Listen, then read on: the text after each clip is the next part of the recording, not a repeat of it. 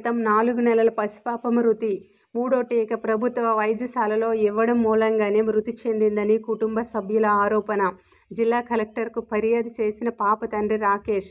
Collector Anurag జయంతి ఆదేశాల మేరకు జిల్లా వైద్యాధికారులు శనివారం శనివారం చేరుకుని గిద్ద చెరువులోని శ్మశాన వాటికలో అన్విశ్రీ 4 నెలల చిన్నారిని పూడ్చిపెట్టిన ప్రాంతానికి వెళ్లి ఎంఆర్ఓ రామచంద్రం, ఆర్ఐ సంతోష్ కుమార్ సమక్షంలో మట్టిని తవ్వి వెలికి తీసి పోస్టుమార్టం నిర్వహించారు. పోస్టుమార్టం రిపోర్టు వచ్చాక మృతిగల కారణాలు తెలుస్తాయి. పోలీసులు కేసు నమోదు చేసి దర్యాప్తు చేస్తున్నారు.